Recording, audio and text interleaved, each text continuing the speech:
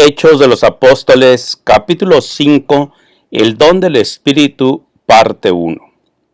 Cuando Cristo dio a sus discípulos la promesa del Espíritu, se estaba acercando al fin de su ministerio terrenal. Estaba a la sombra de la cruz, con una comprensión plena de la carga de culpa que estaba por descansar sobre él como portador del pecado. Antes de ofrecerse a sí mismo como víctima destinada al sacrificio, instruyó a sus discípulos en cuanto a la dádiva más esencial y completa que iba a conceder a sus seguidores, el don que iba a poner al alcance de ellos los recursos inagotables de su gracia. Y yo rogaré al Padre, dijo él, y os dará otro consolador, para que esté con vosotros para siempre, al Espíritu de verdad, el cual el mundo no puede recibir, porque no le ve ni le conoce. Mas vosotros le conocéis, porque está con vosotros y será en vosotros. Juan 14, 16 y 17. El Salvador estaba señalando adelante el tiempo cuando el Espíritu Santo vendría para realizar una obra poderosa como su representante. El mal que se había estado acumulando durante siglos habría de ser resistido por el divino poder del Espíritu Santo. ¿Cuál fue el resultado del derramamiento del Espíritu en el día de Pentecostés? Las alegres nuevas de un Salvador resucitado fueron llevadas a las más alejadas partes del mundo habitado. Mientras los discípulos proclamaban el mensaje de la gracia redentora, los corazones se entregaban al poder de su mensaje.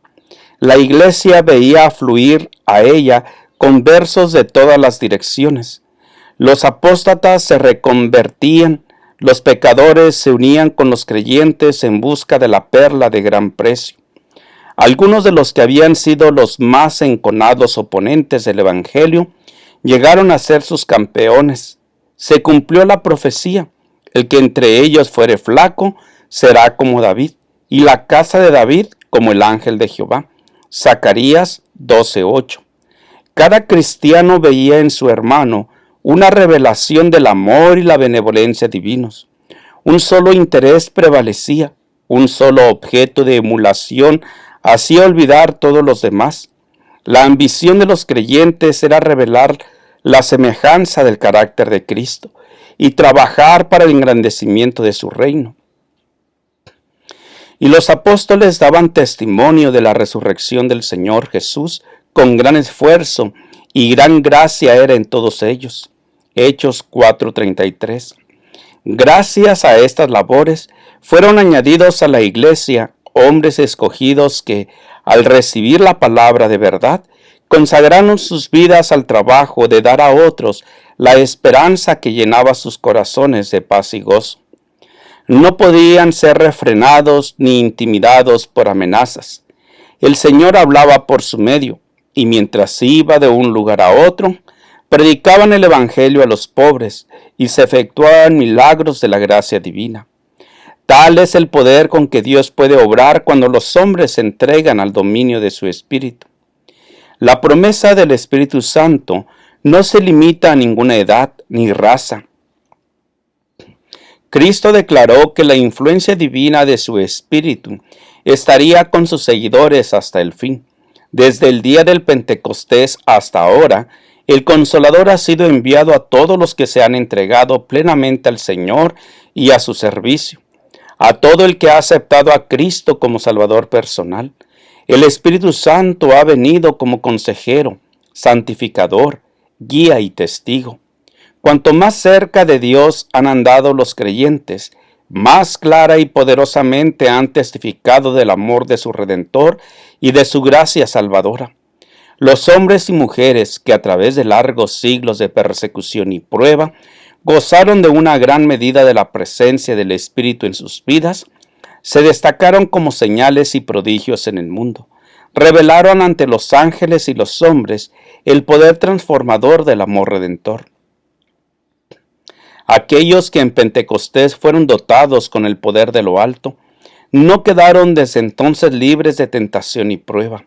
Como testigos de la verdad y la justicia, eran repetidas veces asaltados por el enemigo de toda verdad, que trataba de despojarlos de su experiencia cristiana.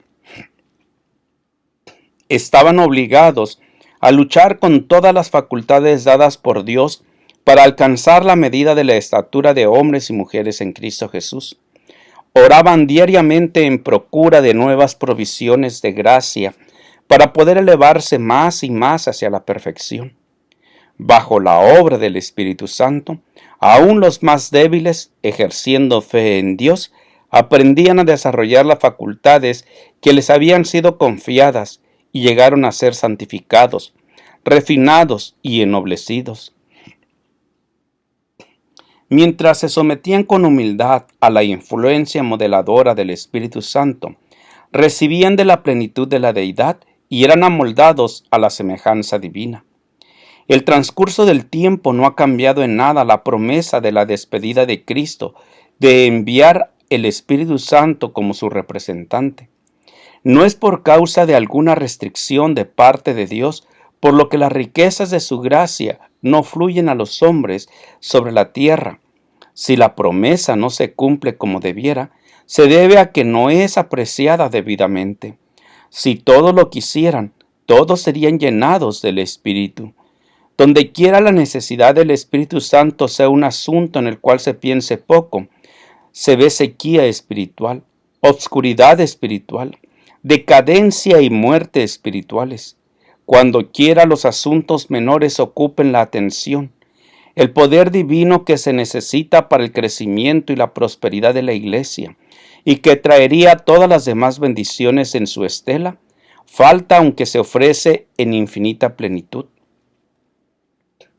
Puesto que este es el medio por el cual hemos de recibir poder, ¿por qué no tener más hambre y sed del don del Espíritu? ¿Por qué no hablamos de Él, oramos por Él y predicamos respecto a Él?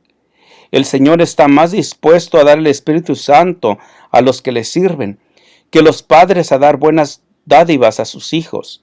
Cada obrero debiera elevar su petición a Dios por el bautismo diario del Espíritu. Debieran reunirse grupos de obreros cristianos para solicitar ayuda especial y sabiduría celestial para hacer planes y ejecutarlos sabiamente. Debieran orar especialmente porque Dios bautice a sus embajadores escogidos en los campos misioneros con una rica medida de su Espíritu. La presencia del Espíritu en los obreros de Dios dará a la proclamación de la verdad un poder que todo el honor y la gloria del mundo no podrán conferirle. El Espíritu Santo mora con el obrero consagrado de Dios donde quiera que esté. Las palabras habladas a los discípulos son también para nosotros. El Consolador es tanto nuestro como de ellos. El Espíritu provee la fuerza que sostiene en toda emergencia las almas que luchan y batallan en medio del odio del mundo y de la comprensión de sus propios fracasos y errores. En la tristeza y la aflicción, cuando la perspectiva parece oscura y el futuro perturbador, y nos sentimos desamparados y solos. Estas son las veces cuando, en respuesta a la oración de fe, el Espíritu Santo proporciona consuelo al corazón. No es una evidencia concluyente de que un hombre sea cristiano el que manifieste éxtasis espiritual en circunstancias extraordinarias. La santidad no es arrobamiento, es una entrega completa de la voluntad a Dios. Es vivir de toda palabra que sale de la boca de Dios. Es hacer la voluntad de nuestro Padre Celestial. Es confiar en Dios en las pruebas y en la oscuridad, tanto como en la luz. Es caminar por fe y no por vista. Confiar en Dios sin vacilación y descansar en su amor. No es esencial para nosotros ser capaces de definir con precisión qué es el Espíritu Santo. Cristo nos dice que el Espíritu es el Consolador, el Espíritu de verdad, el cual procede del Padre. Juan 15:26. Se asevera claramente tocante al Espíritu Santo que en su obra de guiar a los hombres a toda verdad no hablará de sí mismo. Juan 16:13. La naturaleza del Espíritu Santo es un misterio. Los hombres no pueden explicarla, porque el Señor no se la ha revelado. Los hombres de conceptos fanáticos pueden reunir pasajes de las Escrituras y darles interpretación humana, pero la aceptación de esos conceptos no fortalecerá la Iglesia. En cuanto a estos misterios, demasiado profundos para el entendimiento humano, el silencio es oro. El oficio del Espíritu Santo se especifica claramente en las palabras de Cristo. Cuando Él viniere, redarguirá al mundo de pecado y de justicia y de juicio. Juan 16:8. Es el Espíritu Santo el que convence de pecado. Si el pecador responde a la influencia vivificadora del Espíritu, será inducido a arrepentirse y a comprender la importancia de obedecer los requerimientos divinos. Gracias por escuchar este audio. Te invito a compartirlo para que sea una bendición para otras personas. Te invito también a que te unas a mi canal de YouTube, Juan Manuel Flores Espinosa. Jehová te bendiga y te guarde. Jehová haga resplandecer su rostro sobre ti y tenga de ti misericordia.